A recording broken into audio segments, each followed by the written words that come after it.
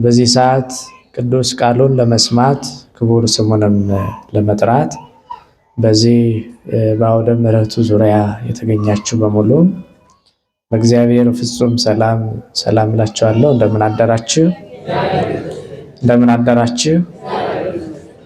አደራችሁ? እግዚአብሔር አምላካችን እንደኛ ኃጢአት፣ እንደኛ ክፋት፣ እንደኛ በደል ሳይሆን በይቅርታው በቸርነቱ ብዛት እስከዚህ ዕለት ስላቆየን ስሙ የተመሰገነ ይሁን። ከኔ ጋር ብዙ ደቂቃዎችን አንቆይም። ሰፋ ያለውን ጊዜ ብዙ አባታችን ይመክሩናል፣ ያስተምሩናል። አባታዊ ቃለ ምዕዳን ቡራኬ ከሰማይ የወረደ በሉ እስኪ አንድ ጊዜ እስኪ ድገሙት። አሁንም ድገሙት እስኪ። አዎ የትምህርታችን ርዕስ የሚሆነው ይህ ነው። ይህንን ቃል ዛሬ ያስቀደሳችሁ አባቶችና እናቶች በቅዳሴ ሰዓት ላይ ሲነበብ የሰማችሁት ቃል ነው። በዮሐንስ ወንጌል ምዕራፍ 3 ቁጥር 13 ላይ ተጽፎ የምናገኘው ቃል ነው። ለቃላችን ለዚህ ቃል ለተነገረው ቃል መነሻ የሚሆነን ከቁጥር 1 ጀምሮ ስናነበው የተሻለ መልእክቱ ግልጽ እንዲሆንልን ያደርጋል። ከምዕራፍ 3 ቁጥር 1 ጀምሮ ስናነብ ስለ ኒቆዲሞስ ስለተባለው ስለ አይሁድ መምህር ይናገራል። ኒቆዲሞስ ራሱን ችሎ በዚህ በአብይ ጾም ወቅት በእርሱ የተሰየመ አንድ ሰንበት ስላለ ያን ጊዜ በራሱ ተራ እሱ ማን እንደሆነ፣ ክርስቶስን እንዴት እንደፈለገው፣ ክርስቶስን እንዴት እንዳገኘው በራሱ ጊዜ እንማራለን። ለዛሬ ከቁጥር 10 ጀምሮ የተነበበ ነው። ከዚያው መነሻ አድርገን ስንሄድ ኒቆዲሞስ የአይሁድ መምህር ስለነበረ በጥምቀት ምክንያት ከመድኃኒታችን ከኢየሱስ ክርስቶስ ጋር ክርክር ነበረው። ምንድን ነበር አልኳችሁ? ክርክር መቼም እናውቃለን አይደል? በኢየሱስ ክርስቶስ ጋር የተከራከሩት ብዙዎች ናቸው። ተከራክረው ነበረ። የአልዓዛር እህት ከኢየሱስ ክርስቶስ ጋር ተከራክራ ነበረ። ወንድሟ አልዓዛር ታመመ። አልዓዛር ሞተ። ሳይሞት ጌታ ይወደው ስለነበረ እባካችሁን ለጌታ ንገሩልኝ ብላ መልእክት ልካ ነበርና፣ ነገር ግን ጌታ ኢየሱስ ክርስቶስ ወደ ቤቷ መጥቶ ሳይደርስ ያ ወንድሟ አልዓዛር ሞተ። ከሞተ ከተቀበረ በኋላ መድኃኔዓለም ክርስቶስ ወደነ ማርታ ወደነ ማርያም ወደ አልዓዛር እህቶች ቤት ሄደ። ከሄደ በኋላ አልዓዛር ሙቷል፣ አልዓዛር ተቀብሯል።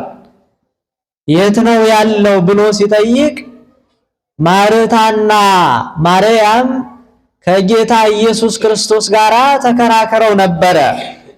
ክርክራቸው ደግሞ ጌታ ሆይ አልዓዛር ሙቷል፣ አልዓዛር ተቀብሯል፣ ከተቀበረ 4 ቀናት ሆኖታልና ወደዚያ ለመቅረብ ያስቸግራል፣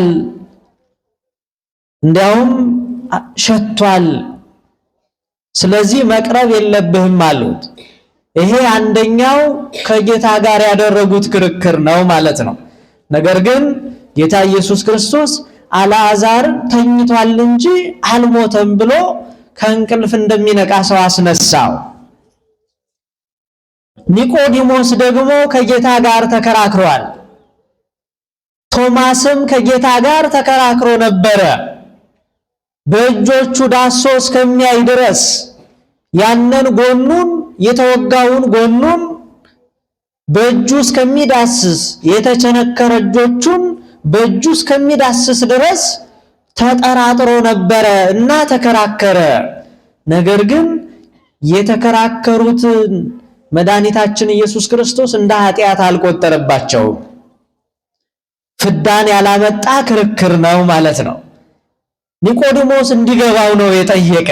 ስለ ጥምቀት ምክንያት ኒቆዲሞስና ጌታ ይጠያየቁ ነበረ።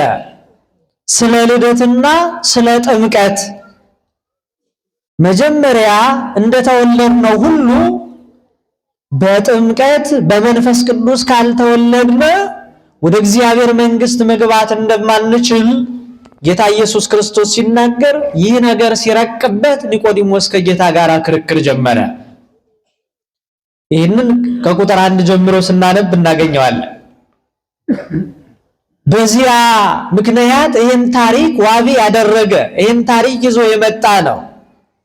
እዚህ በኋላ መድኃኔዓለም ክርስቶስ ከቁጥር 11 ጀምሮ ስናነብ ያየነውን እንመሰክራለን፣ የሰማነውን እንናገራለን አለ። አሁን ኢየሱስ ክርስቶስ ብቻውን ነው። ለምንድን ነው እንደዚህ ያለ? ያየሁትን እመሰክራለሁ፣ የሰማሁትን እናገራለሁ ማለት ይችል ነበረ። ያየነውን እንመሰክራለን ያለ ከእርሱ ጋር አብረው የነበሩትን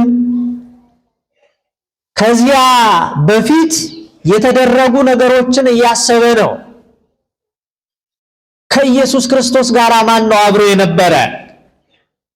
ስለ ጥምቀት የዚህ በምድር ያለውን ስንነግራችሁ ያላመናችሁ የሰማያዊውን እንዴት ታምናላችሁ ብሏቸዋል። በምድር ያለውን ካላመናችሁ ማለት ጥምቀትን ነው። ጥምቀትንማ ካላመናችሁ ትንሣኤን እርገቴን እንዴት ታምናላችሁ እያለ ነው። እና እዚያ ላይ ያየነውን የሰማነውን ብሎ ራሱን ያበዛው የመጀመሪያው በሶስት ዋና ዋና እንከፍለውና አንደኛው ዮሐንስን ነው። መጥምቁ ዮሐንስ ከጌታ ጋር አብሮ በነበረ ጊዜ የሰማው ነገር አለው። ያ የሰማው ነገር ደግሞ ዮሐንስ ጌታን ሲያጠምቅ አብ ከላይ ሆኖ የምወደው ልጄ እርሱ ነውና እርሱን ስሙት ብሎ ነበረ። ስለዚህ የሰማነውን እንናገራለን ያለው ይሄን ነው። ከጌታ ጋር ዮሐንስ ስለነበረ ዮሐንስም አይቷል። ሁለተኛው ደግሞ ተአምር የተደረገላቸው ሌሎች ሰዎች ናቸው። እንግዲህ ጌታ በድንግል ማርያም ማኅፀን ጀምሮ ብዙ ተአምራትን አድርጓል። እመቤታችን ወደ ኤልሳቤጥም በሄደች ጊዜ ከዚያም በኋላ በ12 ዓመቱም በሊቃውንቱ መካከል ቁጭ ብሎ የሊቃውንቱን ትምህርታቸውን ሲሰማ ነበረ።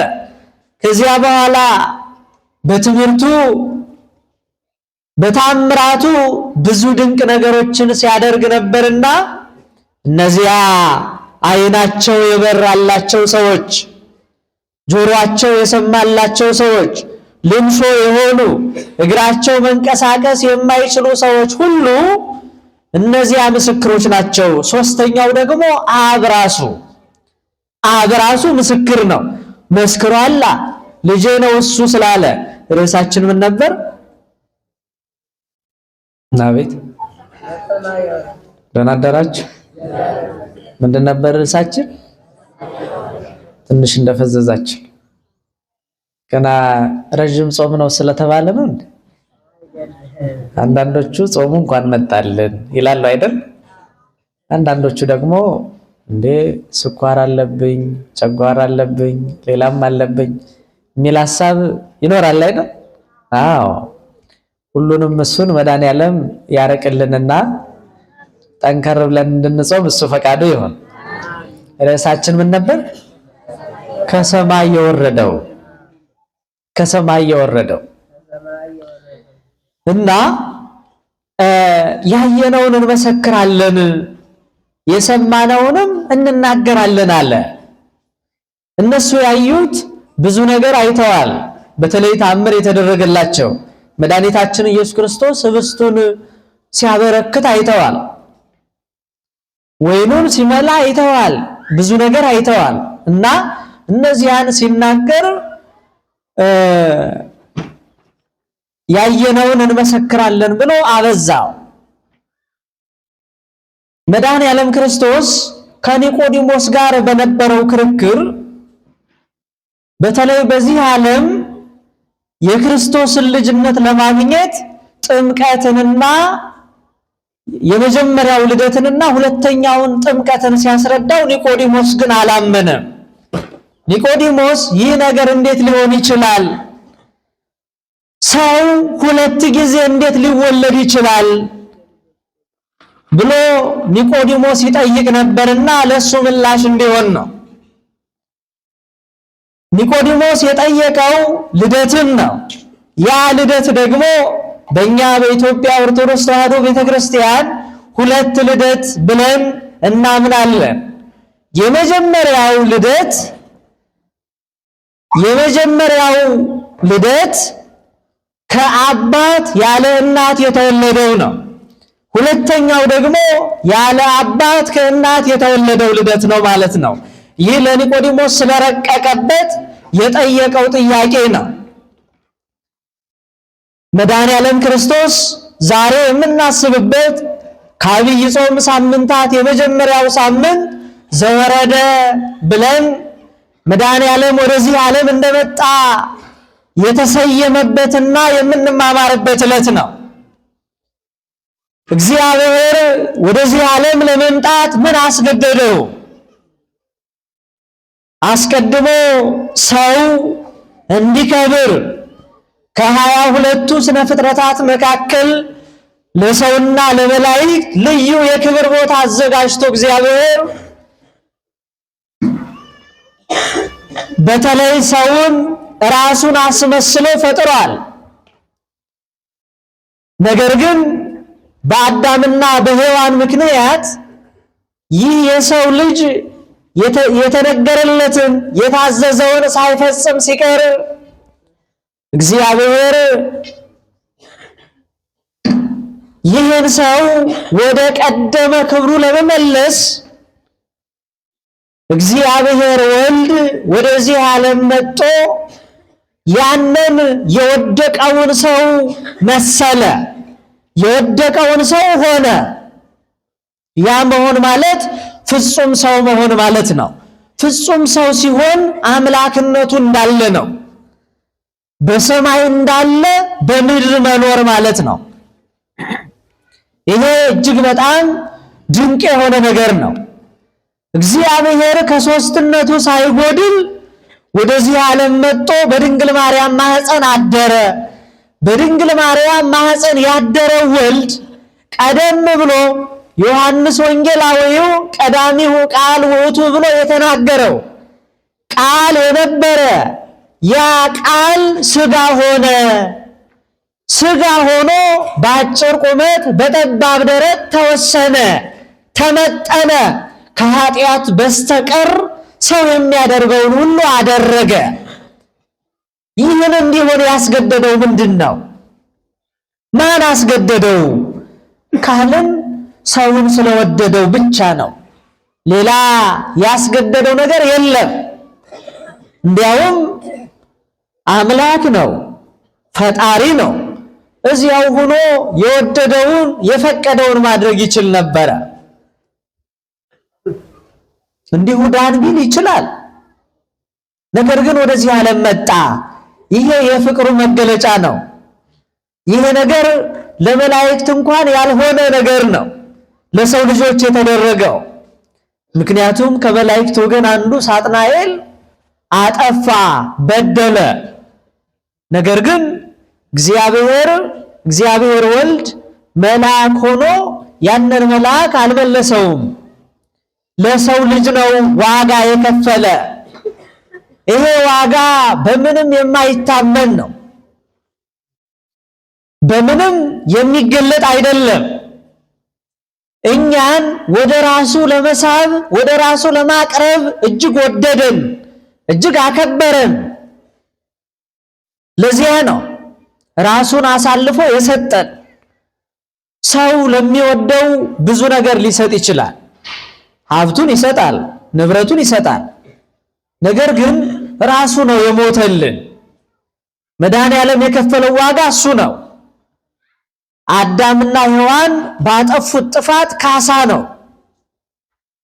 ታስታውሳላችሁ። ሔዋን በእጆቿ እነዚያን ዕፀ በለሶችን ቆረጠች። አልቆረጠችም? ቆርጣለች አይደል? አዎ። ጌታ ደግሞ ለዚያ ካሳ እንዲሆን እጆቹን በችንካር ምን አለ? ተቸነከረ። የሔዋንና የአዳም እግሮች ስላጠፉ ወደዚያች ወደምትቆረጠዋ ሄዱ። ወደ ዕፀ በለስ ሄዱ። እግራቸው ወደ ዕፀ በለስ ተመላለሰ። ጌታ እግሮቹን በችንካር ተቸነከረ። የተከፈለልን ዋጋ እሱ ነው። ሔዋን የዚያችን የዕፀ በለስን ፍሬዋን ስትቆርጥ እንጨቷ ደምታ ነበርና ለዚያ ዋጋ እንዲሆነን ጎኑን በጦር ተወጋ። ይሄ እኮ ነው የተከፈለልን ዋጋ። አዳምና ሔዋን ሰይጣን አምላክ ትሆናላችሁ፣ ሁሉን አዋቂ ትሆናላችሁ ሲላቸው እውነት መስሏቸው መንገስ ፈልገውና ነበርና ጌታ ለዚያ ዋጋ የሆነን ዘንድ በእነዚያ በነገስታቱ ፊት ተሳለቁበት። እንዲያውም ታስታውሳላችሁ የእሾህ አክሊል ጎንጉነው አምላክ ነው ብለው ከራሳቸው ላይ ያደረጉበት። ድርሳነ መድኃኔዓለም ላይ እንዲያውም 300 ትልልቅ 700 ትንንሽ ብረቶችን እንደሚስማር አቀነባብረው እሱን ነው ራሱ ላይ ያደረጉት ይላል። ያ ብቻ አይደለም ደግሞ አሁን ይህን ወቅት ጾሙን ስናስብ ዝም ብለን መጾም ብቻ አይደለም። ራሱ ጌታ የጾመው ጾም ነው። ጌታን እያሰብነ ለኛ የተከፈለውን ዋጋ እያሰብን መሆን አለበት። እነዚያ ነገስታቱ ያመላለሱበት ወቅት ነው። በተለይ ይሄ የመጨረሻዋ ሰሙነ ሕማማት እንዳለችውና ነገር ግን ከልባችን እያለቀስነ እያዘነ ከእርሱ ጋር አብረን ለመኖር እሱ ለኛ የሰጠንን ዋጋ እያሰብነ መጾም አለብን። ይሄን ጾም ለምንድን ነው የምንጾመው? ጌታ ራሱ ጾሞታል እኮ ጌታ። እኛስ የምንጾመው ለምንድን ነው? እንዲያው ጿሚዎች ናቸው ለመባል ወይስ ጾም ስለሆነ መጾም ስላለብኝ ነው የምጾመው? አይደለም። ገብቶን መጾም ያለብን፣ ጥቅሙን አውቀነው ነው መጾም ያለብን። ስንጾም አሁን ዛሬ ጀምሮ ነገ ለምንጀምረው ጾም ዛሬ እንዘጋጅ። የምንጾመው ለምንድን ነው? ነቢያት በጾሙት ጾም ተሸልመዋል። ሐዋርያት በጾሙት ጾም ተሸልመዋል። ጾሙን የምንጾመው ለምንድን ነው? ጾመን ስንጨርስ የሆነ በረከት ማግኘት አለብን። ለዚያ ደግሞ ዛሬ ቃል መግባት አለብን። ጌታ ሆይ ይሄን ጾም አንተን እያሰብኩ ጾማለሁ፣ ስጾም የምትሰጠኝ በረከት ምንድን ነው ብለን ከእርሱ ጋር ቃል መግባት መቻል አለብን። እና ይህን ጾም ስንጾም ጉንጮቹን በጥፊ መተውታል፣ ተፍተውበታል። ክብር ይግባውና ዓለምን የፈጠረ ግሩማን መላእክት በመፍራት የሚንቀጠቀጡለትን አምላክ እነርሱ ግን ጀርባውን 6666 ጊዜ ምን አደረጉት? ገረፉት። የተከፈለው ዋጋ እኮ ይሄ ነው። እንዲሁ ዝም ብለን በቀልድ ጌታም ጾሞታል የምንለው አይደለም። ክርስትና በልምድ የሚጓዝ አይደለም፣ ባህልም አይደለም። ይሄ ሕይወታችን ነው ማለት ነው። ሕይወታችን ነው። ምግብ ካልበላን አካላችን እንደሚዝል ሁሉ ጾም ካልጾምን፣ ካልጸለይን፣ ካልሰገድን ደግሞ መንፈሳዊ ሕይወታችን ይዝላል ማለት ነውና ጌታ የከፈለልን ዋጋ ብዙ ነው። በዚህ ጾም ደግሞ ለሰው ልጆች በሙሉ ፈተና የሆኑትን ነገሮች ክብር ይግባውና ኢየሱስ ክርስቶስ ድል ነስቷቸዋል። እንዲያውም የማቴዎስ ወንጌል ከምዕራፍ 4 ጀምሮ ስናነብ እናገኘዋለን ጌታ እንዴት እንደጾመ በዚህ ዓለም ላይ አስቸጋሪ የሆኑ ሶስቱን ነገሮች ድል እንደነሳቸው። አሁን እርስ በርሳችን አላግባባን ያለ እርስ በርሱ ሰው አብሮ እንዳይኖር የሚያደርገው አንዱ ስስት ነው አይደለም? ስስት ነው። ሌላኛው ደግሞ ፍቅረ ነዋይ የገንዘብ ፍቅር ነው፣ ገንዘብ መውደድ። ሶስተኛው ትዕቢት ነው። ያንን በቤተ መቅደስ ውስጥ ያለውን ፈተና ሁሉ፣ በቤተ መንግስት ያለውን ፈተና፣ በዓለም ላይ ያለውን ፈተና ሁሉ በእነዚህ በሶስት የተከፈለ ነው። ይሄንን መድኃኒታችን ኢየሱስ ክርስቶስ ድል ነስቶታል። እንዴት ድል ነሳው ከተባለ ድል ነስቶ ድል ንሱት እያለን ነው። እሱን ይዘን ድል እንነሳለንና በዚህ ጾም እሱን እያሰብን ከሰማይ የወረደውን እያሰብን ለምንድን ነው የወረደ እያል ጾመን ጸልየን በረከት ክብር የምናገኝበት እንዲሆን መድኃኔዓለም ይፍቀድልን። በተለይ በዚህ ወቅት ጾም እንጾማለን። ብዙ ጊዜ ስንጾም ግን ምሳሌ በፍስክ ወቅት ቁርስ እንበላለን አይደል? እንበላለን። እሺ እናንተ አትበሉ፣ የሚበሉትን ልናገር። እሺ ትበላላችሁ? ድምጻችሁ ዝም አለ። ወንዶቹ አይበሉም መሰል፣ እናቶች እነሱ ነው የሚበሱ እያሉ ነው። እውነት ነው። በጾም ወቅት ይሄ የጾምን ጊዜ ቁርስ የለም አይደል? አንዳንድ ጊዜ ደግሞ ምሳቸውንም ቆይታችሁ ባንዴ ወደ 9 ሰዓት 10 ሰዓት የምትበሉ ከሆነ የቁርሱንና የምሳውን ለሆነ ጥቅም ማዋል አለብን። ለምን አልኳችሁ? ለሆነ ጥቅም ላይ፣ ለመንፈሳዊ ጥቅም።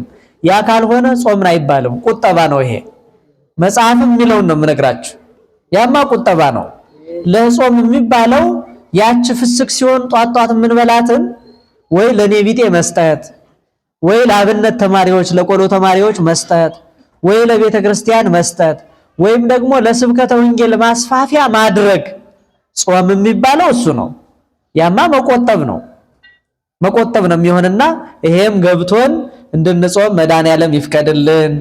ጾሙን የበረከት ያደርግልን። ሰፊውን ጊዜ ብፁዕ አባታችን ስለሚመክሩን እኔ ከዚህ ላይ ይበቃኛል።